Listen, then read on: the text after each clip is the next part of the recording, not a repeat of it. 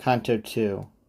O you, eager to hear more, who have followed in your little bark my ship that singing makes its way, turn back if you would see your shores again. Do not set forth upon the deep, for, losing sight of me, you would be lost. The seas I sail were never sailed before. Minerva fills my sails, Apollo is my guide, 9 muses point me toward the bears. You other few who craned your necks in time to reach for angels' bread, which gives us life on earth, yet never leaves us satisfied. You may indeed set out, your ship afloat upon the salty deep, keeping to the furrow I have made, before the sea goes smooth again. Those famous men who made their way to Colchis, when they saw Jason had become a plowman, were not as stunned as you shall be. The innate and never-ending thirst for God and his own kingdom drew us up, almost as swiftly as you know the heavens turn. Beatrice was gazing upward, my gaze fixed on her, when, perhaps as quickly as a bolt strikes, flies, and releases from its catch, suddenly I found myself there, where my eyes were drawn to an astounding sight. And she, from whom my thoughts could not be kept, turned to me, as full of joy as she was fair, to say, "Direct your grateful mind to God, who has conjoined us with the nearest star." It seemed to me that we were in a cloud, shining, dense, solid, and unmarred, like a diamond struck by sunlight. The eternal pearl received us in itself, as water does a ray of light, and yet remains unsundered and serene.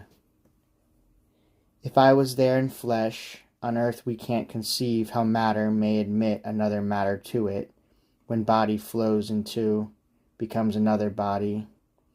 That all the more should kindle our desire to see the very one who lets us see the way our nature was conjoined with God.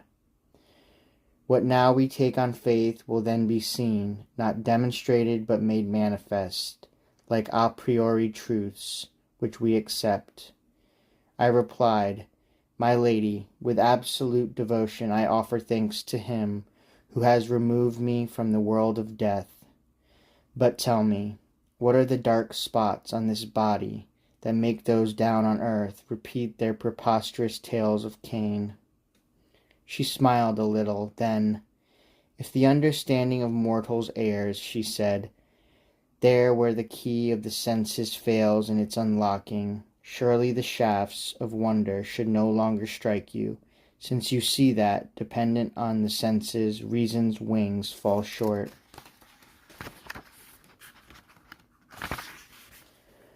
But tell me what you make of this yourself, and I. The different shadings here are caused, I think, by bodies rare or dense. And she, "No doubt, but you shall see that this belief lies deep in error, if you consider well the arguments that I shall lodge against it.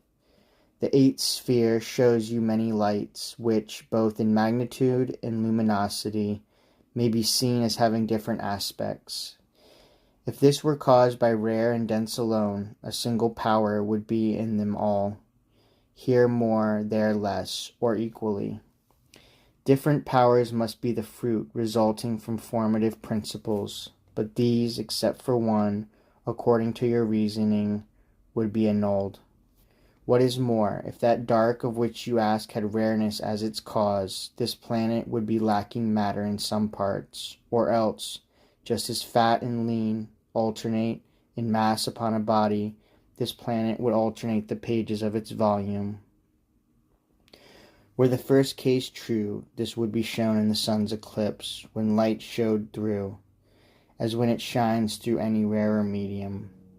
But such is not the case, therefore let us consider your other argument, and, if I show that to be false, then your opinion will be proven wrong.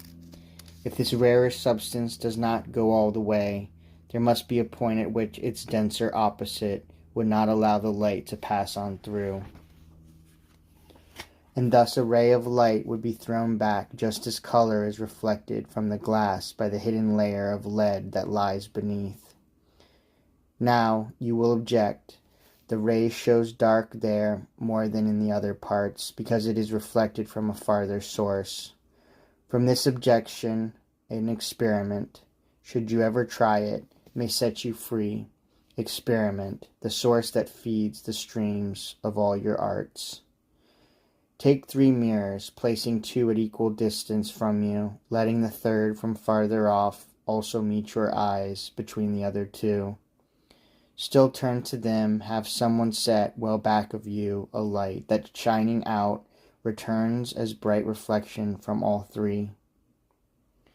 Although the light seen farthest off seems smaller in its size, still you will observe that it must shine with equal brightness.